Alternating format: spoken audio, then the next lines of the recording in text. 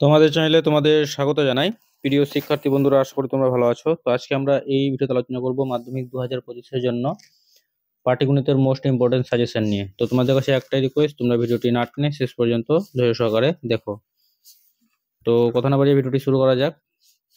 তো সর্বপ্রথমে বলবো, তোমরা প্রয়োগ থেকে কিন্তু অঙ্ক প্র্যাকটিস অবশ্যই করবে, ঠিক আছে?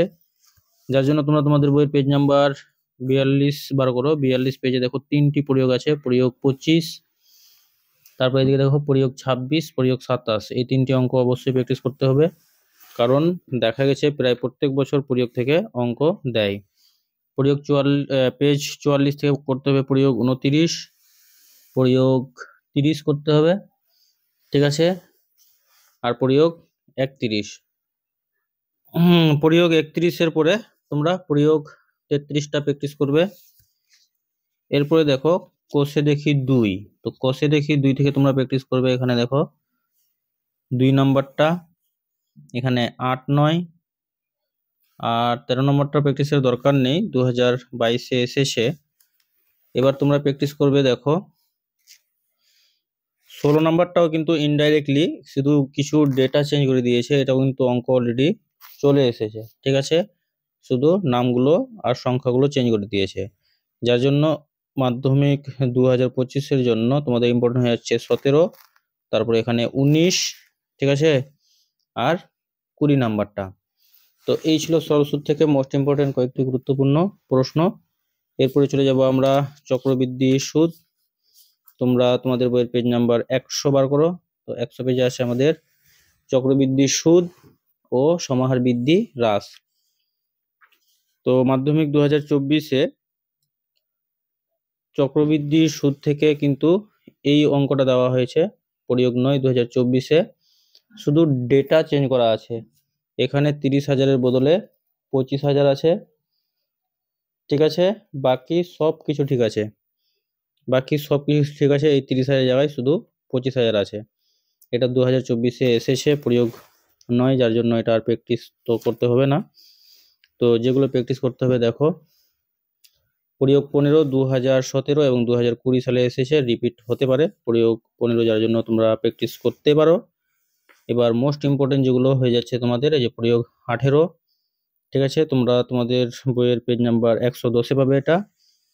প্রয়োগ 19 111 পেজে পাবে, খুবই গুরুত্বপূর্ণ। এবার কোষে দেখি 6.1। তো 6.1-এর 1 থেকে 8 পর্যন্ত কোনো অঙ্ক তোমাদের প্র্যাকটিসের দরকার নেই।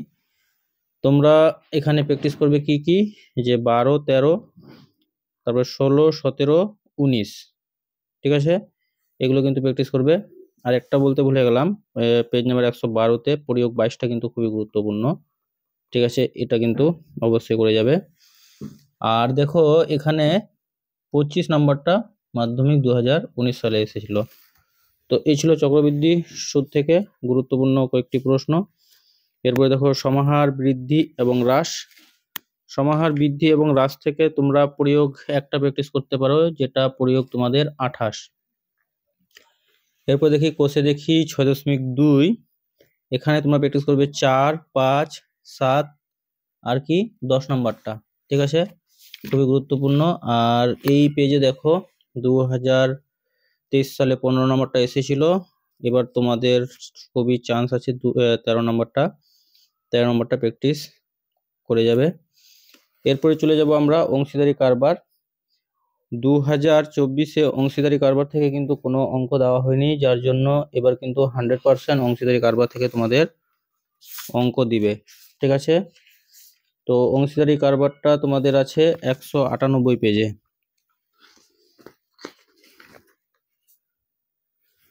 তো তোমরা তোমাদের বইয়ের 198 পেজ বার করো। তারপরে দেখো পেজ নাম্বার 199-তে আছে প্রয়োগ 5, অবশ্যই প্র্যাকটিস করবে। তারপরে পেজ নাম্বার 200-তে আছে তোমাদের দেখো প্রয়োগ 7, খুব গুরুত্বপূর্ণ। 201 পেজে 2টি প্রয়োগ আছে, প্রয়োগ 8, প্রয়োগ 9, ঠিক আছে? এবার দেখো কোষে দেখি 14। তো কোষে দেখি 14 থেকে তোমরা প্র্যাকটিস করবে। দেখো এখান থেকে তোমরা 3 নাম্বারটা প্র্যাকটিস করবে 5, 6 নাম্বারটা 2022 সালে এসেছে, যার জন্য প্র্যাকটিসের কোনো দরকার নেই। 7 নাম্বারটা প্র্যাকটিস করবে, এটা 8 নাম্বারটা 2020-তে এসেছে, প্র্যাকটিসের দরকার নেই। তারপরে এখানে তোমরা 11 নম্বরটা প্র্যাকটিস করবে।